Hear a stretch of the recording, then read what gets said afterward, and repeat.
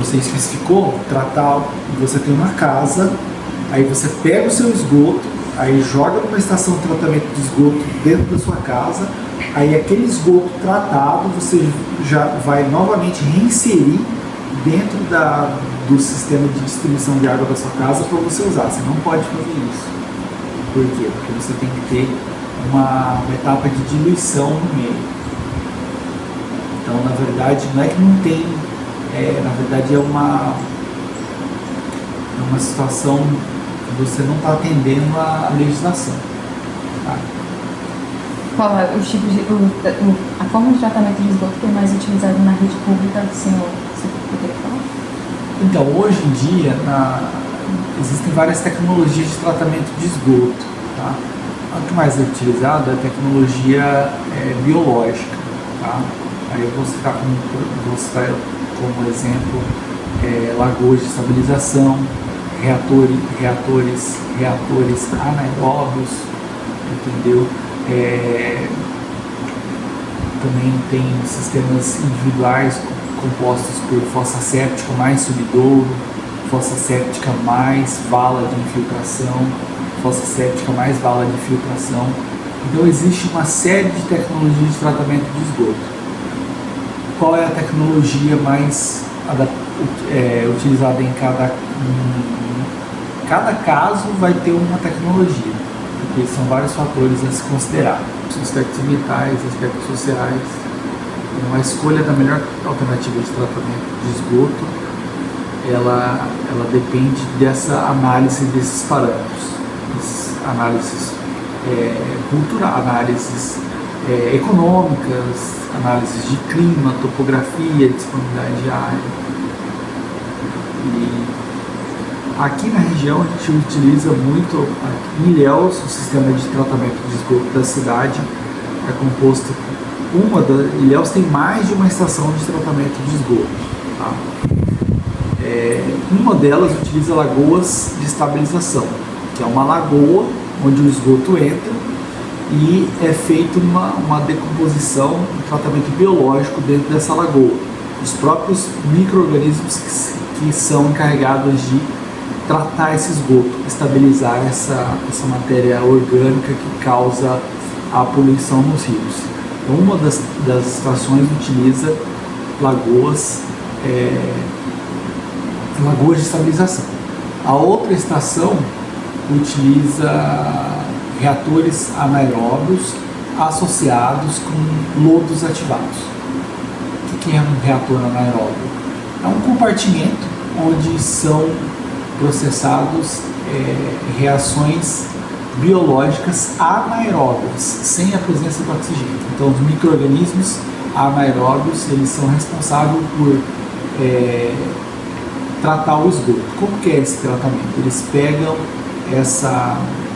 esses nutrientes que tem no esgoto, principalmente carbono, nitrogênio, oxigênio, e utilizam esses nutrientes para formação de células, para crescer, se reproduzir, locomover. Então, esses nutrientes presentes no esgoto, eles são utilizados por esses micro-organismos. Tá? E nesse processo, você acaba clarificando o esgoto, tratando o esgoto. É um tratamento biológico por micro-organismos anaeróbios. Esse é o reator anaeróbio, isso é uma tecnologia. Aí depois que ele passou no reator anaeróbio, ele vai para um sistema de lodos ativados, que é um tanque também, só que agora são os micro-organismos aeróbios, que gostam de oxigênio, que vão terminar de estabilizar a matéria orgânica, de tratar esse esgoto. Porque o esgoto ele é composto por matéria orgânica, óleos, graxas, e isso é os nutrientes que os micro-organismos utilizam para crescer, se desenvolver. Então, você falou do processo anaeróbico.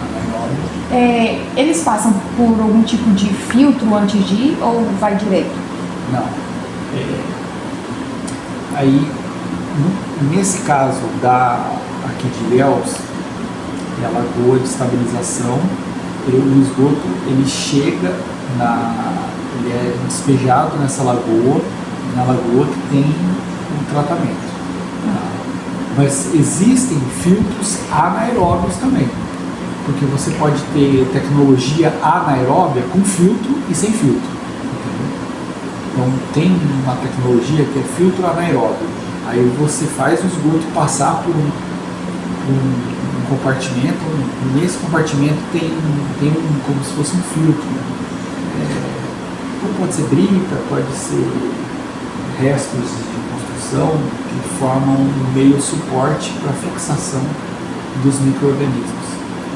Então, o reator anaeróbio ele pode ser, dentro dele o tratamento anaeróbio pode utilizar filtro também e pode não utilizar. Professor, se a gente fizesse esse tratamento especificamente para uma casa só, a gente não poderia ingerir, certo? Sim. Mas a gente poderia utilizar essa água para outros fins, como lavar veículos, lavar roupa. Para poder, o que acontece?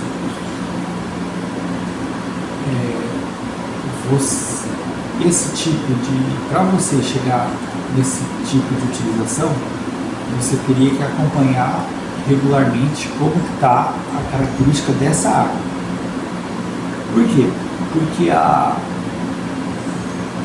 o esgoto gerado na sua residência, ele, além de ter matéria orgânica, ele pode ter organismos patogênicos.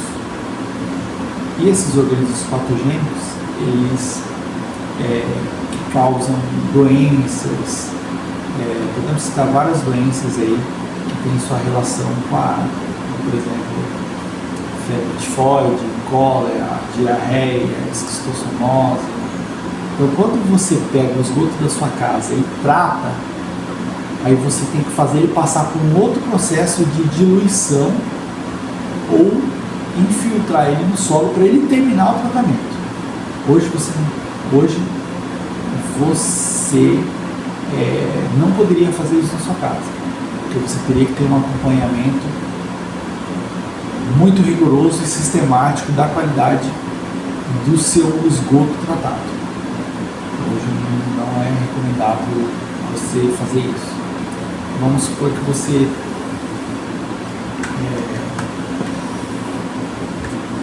você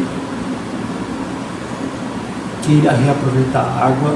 Aí você poderia, por exemplo, reaproveitar a água da chuva, que cai sobre o telhado. Aí você pode usar essa água da chuva para irrigar um jardim, para lavar um pátio, eventualmente. Mas você pegar o esgoto da sua casa, passar por um tratamento e depois fazer isso, você não é recomendável. Com os conceitos de pressão e variação de pressão com a profundidade são aplicados no projeto de tanques e decantadores em estação de tratamento, que também tem a estação de tratamento que usa isso, né? Que passa pelo fio, um filtro grosso para tirar as impurezas maiores, depois vai para o decantamento, espera para poder... Tem todo esse processo, não tem? O que acontece? A física está muito presente nas estações de tratamento de esgoto através dos processos, por exemplo, de decantação, sedimentação, separação. São todos processos físicos para você conseguir separar aquelas partículas que estão presentes no esgoto, né, da água. A primeira separação que ocorre, a hora que o esgoto chega na estação de tratamento de esgoto, é o gradeamento. Então tem uma grade, e aí esse esgoto ele vem com vários sólidos de grandes dimensões, sólidos flutuantes. Aí ao passar por essa grade, vários sólidos já ficam retidos nessa grade. Então é a primeira separação. É a primeira separação por tamanho. Tá? Aí depois que passou por essa é a grade grossa. Aí pode passar por uma grade mais fina, que é para separar ainda mais aquelas partículas que passaram pela primeira grade. Tá? Então esse é um tipo de separação mecânica. Aí depois vai para um tanque que você mantém a velocidade do fluxo de água constante para poder separar aquelas, por exemplo, areia. Então, digamos, que a gente chama de caixa de areia. Então as partículas de areia, você mantém o fluxo de esgoto constante, tá? E a partícula de areia ela vai sedimentar no fundo dessa caixa de areia, tá? E o fluxo sem as partículas de areia segue para a próxima unidade de tratamento. Na próxima unidade de tratamento, pode ser um reator anaeróbio, pode ser um desativado, vai ser um compartimento que está repleto de esgoto. Então, você vai ter aí princípios de hidrostática, né? Quanto maior a profundidade, maior a pressão no fundo, né? Você vai ter princípios também de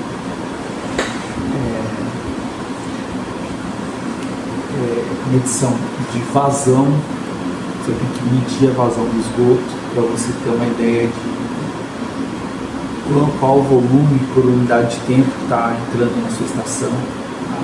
Por quê? Porque para você não colapsar as estruturas hidráulicas do tratamento. Tá? E você também tem a questão do próprio processo. Tem estações que trabalham por bombeamento. Então, você tem uma bomba, que é um equipamento eletromecânico que visa dar energia ao fluido para que esse fluido alcance novas alturas, ou para que ele consiga passar por um filtro, vamos dizer assim. Então, quando você não tem cota, quando a topografia não te favorece, né, aí você vai ter que utilizar estações elevatórias de esgoto para bombear o esgoto. Nesse bombeamento são princípios físicos que agem. Por exemplo, a própria característica de você ter um rotor girando vai conferir uma energia ao fluido, ao esgoto, para que ele consiga atingir novas cotas ou passar por um obstáculo. Porque toda vez que o fluido passa dentro de uma tubulação ou dentro de uma canaleta, ele vai perder energia. E aí você precisa dar energia para ele conseguir chegar nas próximas unidades de tratamento. A temperatura influencia no processo químico do tratamento? Sim. A temperatura é o elemento-chave no tratamento biológico. Tá? Por quê? Porque como os organismos biológicos